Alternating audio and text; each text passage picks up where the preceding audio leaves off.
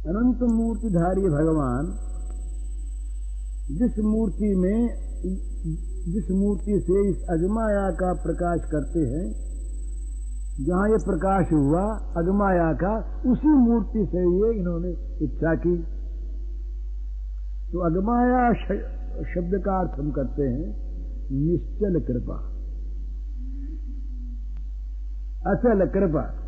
न गच्छति न चलति इति अगा निश्चला सा चासौ माया कृपा चेति अगमाया तामुपाश्रितः आधिक्येन प्रकटीकृतः। तो अपार करुणामय श्री भगवान की कृपा को प्राप्त करना, ये भाग्यवानों के भाग्य में हो तो जाता है, क्योंकि वो कृपा बड़ी सरल भी है, परंतु स्थायी भाव से कृपा अचल होकर के ये रह जाए, ये सबके लिए सहज नहीं होता। तो कहते हैं कि ये भक्तिनिष्ठ कर्म योगाज अनुष्ठान में भगवत कृपा के द्वारा संभव है इंद्र पद मिल जाता है, ब्रह्मा का पद मिल जाता है, किंतु हमेशा के लिए नहीं। पुण्य क्षय होते ही फिर आना पड़ता है। योगी ज्ञानी आदि निश्चित ही भगवान की कृपा से मुक्त हो जाते, पर वो कृपा का भोग नहीं कर पाते। संसार की मुक्ति का अर्थ ही है सच्चिदानंद स्वरूप सिंधु में बिंदुवत लीन हो जाना। तो मुक्त पुरुष, ज्ञानी जो योगी पुरुष जब अपने ज्ञान का फल तत्व ज्ञान पाते हैं तो क्या होता है, जो सच्चिदानंद रूपी स्वरूप सागर है उसमें बूंद की तरह जाकर मिल जाते हैं, सागर बन जाते हैं।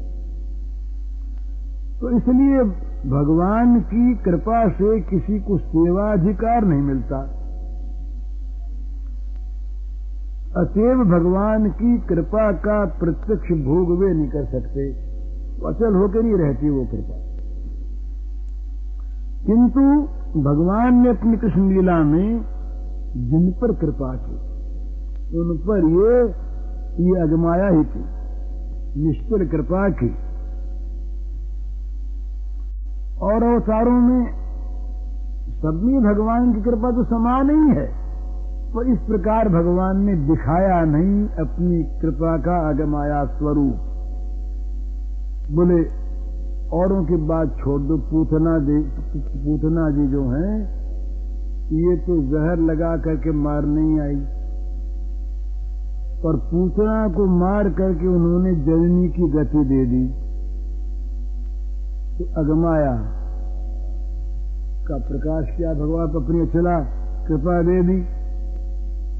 तो जो श्री कृष्ण इस अगमाया को लेकर जगत में अवतीर्ण हैं, उनके इस कृपा भंडार में मानो अगमाया के सिवा कुछ ही नहीं। वे जिस पर कृपा करते हैं वो अगमाया ही करते हैं, निश्चला ही करते हैं। तो श्री कृष्ण ने अपनी समस्त लीलाओं में अगमाया का वितरण किया, इसमें कोई संदेह नहीं। किंतु रासलीला में तो उन्होंने अगमाया के भंडार का दरवाजा ही खोल दिया, लुटाए दिया। इसीलिए उन्होंने रासलीला में न पार में ये हम निरवध संजुजाम इत्यादि श्लोकों में गोपियों के लिए कहा कि ब्रह्मा की लंबी आयु पर्यंत भी यदि मैं प्रयत्न करूं तो तुम्हारे प्रेम का बदला नहीं चुका सकता, तुम्हारा प्रेम सदा के लिए मुझे ऋणी बना के रखेगा। तो गोपियों पर कृपा करने जाकर मानो भगवान ने अपनी कृपा का भंडार निशेष कर दिया और फिर ऋण स्वीकार कर लिया। अपनी कृपा का सारा भंडार दे करके भी कहा भी ऋण उतरा नहीं, ऋण तुम्हारा रह ही गया, तो ऐसी अगमाया भगवान ने कहां प्रकट? बोले अपने गीता के वाक्य को बदल दिया। यहां भगवान की प्रतिज्ञा ये था, माम प्रपद्यन्ते तांसते भजाम्यः। प्रतिज्ञा है क्योंकि न पा रही है हम निर्वध संजुजाम। अरे सेवा का बदला चुका सकते, वैसा ही भजन कर सकते भजन के बदले में, तो ये कहने की क्या आवश्यकता होती कि ऋणी रह गया मैं। तो इस प्रकार से भगवान अपनी अगमाया का निष्फला कृपा का प्रकाश करते। फिर इसका एक दूसरे प्रकारांतर से इसके अर्थ का स्वाद लिया जा सकता है। अगेषु स्थावरेषु वृक्षलता विश्वती या माया कृपा सा अगमाया सामुपाश्रिता भगवान परंतु मनस्य करे। कहते श्री भगवान ने जितनी लीलाएं जहां जहां अवतीर्ण हुए वहां कृपा का संभार लेकर ही अवतीर्ण हुए। किसी लीला में वृक्षलताओं को भी कृपा दान दे करके कृतार्थ किया। ये अयाचित कृपा वर्षण बड़ा अद्भुत है। संतोवतारा सहस्रशः पुष्करनाभस्य सर्वतो भद्राः कृष्णादन्यः पूवा लतास्वपि प्रेमदो भवति। कहते हैं कि भाई पद्मनाभ भगवान ने हजारों हजारों अवतारों में और महाशक्ति का प्राकट्य किया। हजारों अवतार हुए और हजारों अवतार हजारों प्रकार की महाशक्तियों से परिपूर्ण। तो श्री कृष्ण के बिना ऐसा कौन हुआ जिसने वृक्षलतादि पर भी प्रेम सिंचन किया? उनको भी प्रेम रस से नहला दिया, अभिषेक कर दिया। रास लीला में जब भगवान आगे आगे अंतर्धान हो जाते हैं तो श्री गोपांगनाएं बन बन उनको ढूंढते थे। तब उनके कृपा स्पर्श जनित प्रेमानंद से पुलकित वृक्षलताओं को देखकर उन्होंने देखा कि ये वृक्ष बेल ये पुलकित क्यों हो रहे हैं, इनको रोमांच क्यों हो रहा है? तो रोमांच इसलिए हो रहा है वृक्ष के लताओं के शरीर में कि श्याम सुंदर उनको स्पर्श कर रहे हैं। तो श्याम सुंदर के स्पर्श से और ये प्रेमानंद से पुलकित हो गए हैं वृक्षलतादि। तो ये देख करके गोपांगनाओं ने पृथ्व के मारता बाहु मत्या शिक्षा वनस्पते मूलम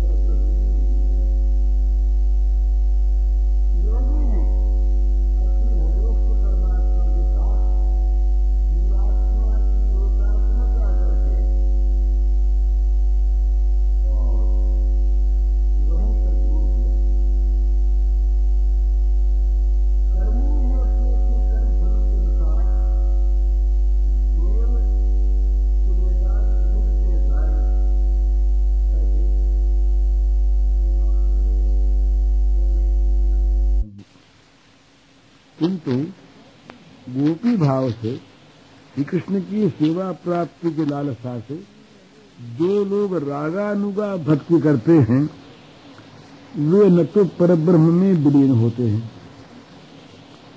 और न वे देव क्रियादि देह धारण करके ब्रह्मांड में रहते। तो उनकी साधना की जो सिद्धि है वो गोपी देह से कृष्ण की सेवा की प्राप्ति में ही परिवसित होती है। तो गोपी गर्भ से जन्म ग्रहण करके वे लोग नित्य सिद्ध गोपियों का संग प्राप्त करते हैं और उसके बाद भगवान की नित्य सेवा में वे अधिकारी होकर संलग्न होते हैं। तो ये श्री कृष्ण का धाम है, ये धाम, ये रास धाम, ये लीला धाम, ये ब्रह्मांड से बहुत दूर है। इसकी लोक कल्पना भी है, गोलोक ब्रजलोक, और लोक कल्पना जहां नहीं है वहां भी ये ब्रह्मांड से बहुत दूर है। क्योंकि ब्रह्मांड के जो कुछ साधन सामग्री सामान है इसमें नहीं, यहाँ का काम वहाँ काम नहीं, यहाँ क्रोध वहाँ क्रोध नहीं, यहाँ की चीज वहाँ की चीज नहीं, यहाँ से बिल्कुल विशेष से बहुत दूर, इस जगत से बहुत दूर ये प्रेम का धाम है।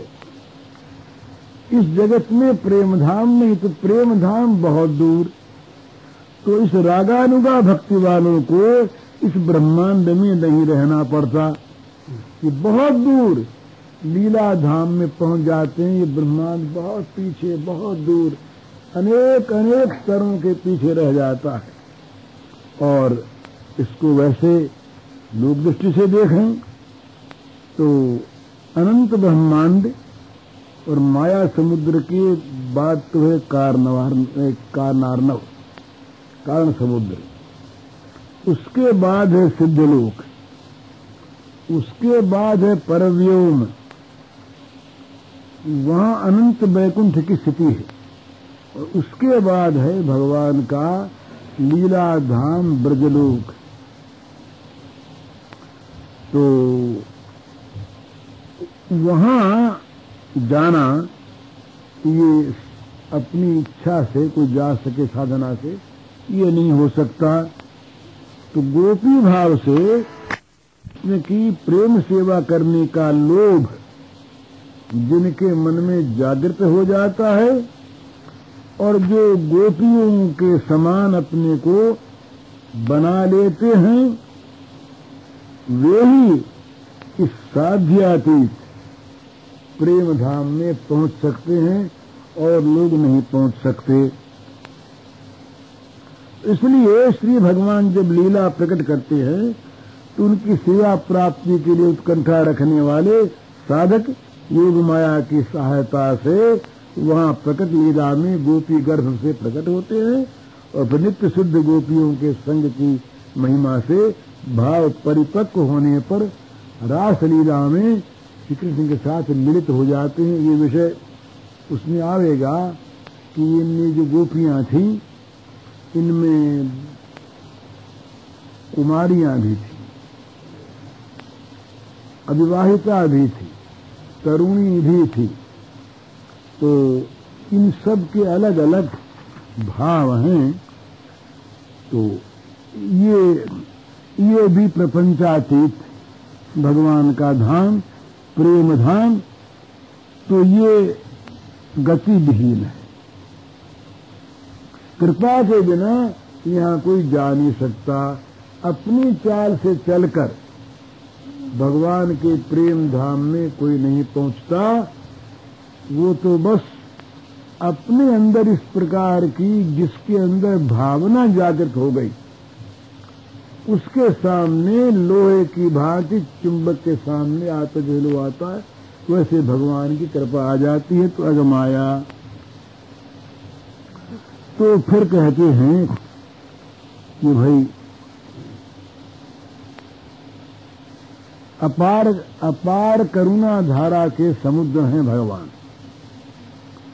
और निरंतर उनकी कृपा धारा विश्व को प्लावित करती रहती है। परंतु कृपा धारा को धारण करने की शक्ति वाले भी तो होने चाहिए ना। उनकी कृपा के ग्राहक भी तो हों, कृपा तो उनकी है। तो कोई भी ऐसा दयालु हो और परम उदार महापुरुष हो जो अकातर दिन रात देता ही रहे और जिसके देने में कभी किसी प्रकार की कमी ना आवे, नित्य प्राचुर्य जिसका बढ़ता रहे, देने में जिसका देनापन और देने की वस्तु नित्य बढ़ती रहे, ऐसे भगवान उदार शिरोमणि। लेकिन कोई दरिद्र उसके धन को लेकर रखे भी कहां, रखने को जगह नहीं।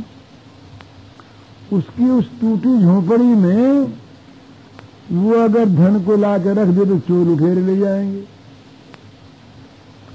तो भाई दाता का दान प्राप्त करने पर भी ग्राहक के लिए, लेने वाले के लिए उसकी रक्षा होनी बड़ी कठिन है। तो भगवान की अयाचित कृपा बहुत दफे बहुतों को मिल भी जाती है, परंतु उसको रख नहीं सकते, खो देते हैं, बेच डालते चोरों के हाथ। ये सारे भोग तो चोर ही है ना। तो भगवान की कृपा को भोग चोरों के हाथ बेच डालते हैं। घर उनके है नहीं से रख लें। तो संसारासक्त जीव भगवान की कृपा पाते हैं तो दुर्भाग्यवश उसे खो देते हैं। तो या तो चोर आ जाते हैं, वैसे संग मिलता है बहुत खराब, और या धर्मध्वजी सिद्ध पुरुष उनको मिल जाते हैं, बने हुए सिद्ध। ऐसे लोगों के हाथ में जहां गिरे ये फिर दूर से दूर ले जाके फेंक देते, उनको कृपा सारी खोई जाती। और कोई अगर आगे भी बढ़ता है तो क्या होता है, एक बड़ा तूफान आता है।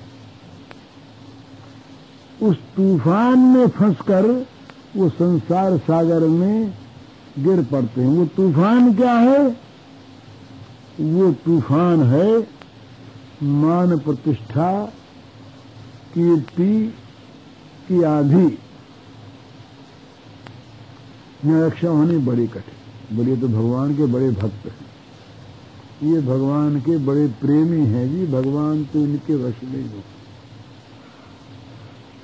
अब चाहे वश में हुए नहीं, कुछ कृपा प्राप्त हुई थी, अब वो कृपा इस प्रकार से खोई जाने लगी। तूफान आ गया, आंधी बड़े जोर की आ गई। इस आंधी में वे बस पूजा प्रतिष्ठा आदि की प्राप्ति में ही इन्हीं के गुलाम बन जाते हैं। कृपा का आधिपत्य उठा उठा के दूर फेंक देते। नहीं चाहिए कृपा, हमको नहीं चाहिए, हमको तो मान चाहिए, प्रतिष्ठा चाहिए, नाम चाहिए, कीर्ति चाहिए, पूजा चाहिए। भगवान के आसन पर बैठ जाते। किंतु वो कहते हैं रासलीला में भगवान ने जिस कृपा का प्राकट्य किया वो तो बड़ी चमत्कारमयी लीला। इस कृपा को जिसने पाया वो कभी कृपा से फिर वंचित नहीं हो सका। निश्चरा कृपा। तो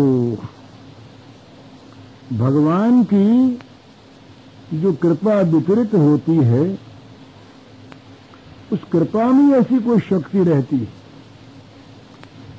कि वो शक्ति जिसमें आ जाती है तो वो कृपा ही कृपा प्राप्त व्यक्ति को कृपा ग्रहण करने की और कृपा की रक्षा करने की शक्ति दे देती है।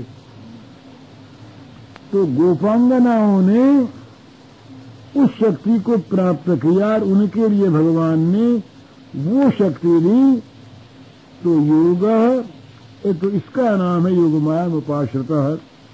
योगः ऐश्वर्यम् तद युक्ता या माया कृपा ताम उपासता भगवान रंतु मनश्चक्रे। ये दूसरा कहते हैं कि भगवान का योग शब्द का अर्थ है भगवान का ऐश्वर्य, और ऐश्वर्य युक्त जो कृपा है उसका नाम है योग माया। योग माने ऐश्वर्य, माया माने कृपा। तो श्री कृष्ण की लीला में ये ऐश्वर्य युक्त कृपा ही नाना प्रकारों से अपना काम करती है।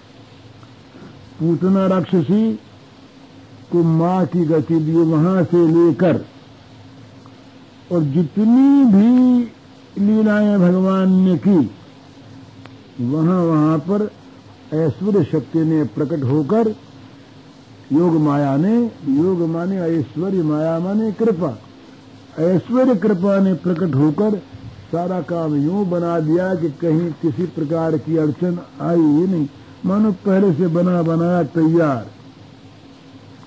उस ऐश्वर्य युक्त कृपा का रासलीला में दिखता है पूर्ण विकास, प्रथम से अंत तक।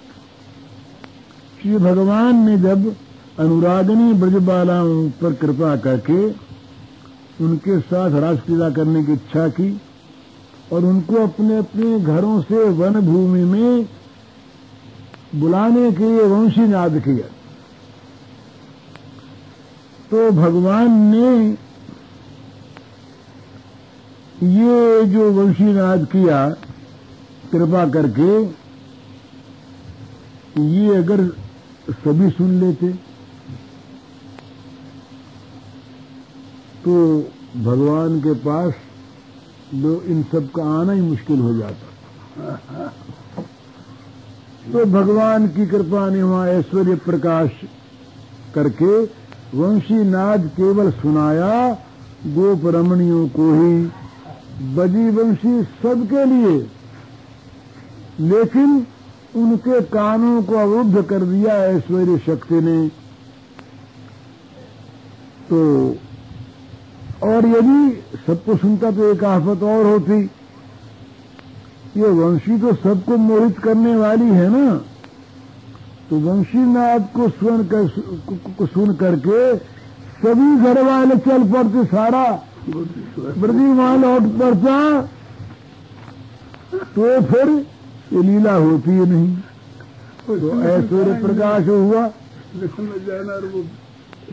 अच्छा, फिर क्या हुआ कि ये जब ये पतिताओं ने निवारण किया, रोका, तो रोकते ही फिर ऐश्वर्य शक्ति ने काम किया कि रोका तो सही, फिर वो जाने लगी तो भूल गए और अपने अपने घरों को वापस लौट आए।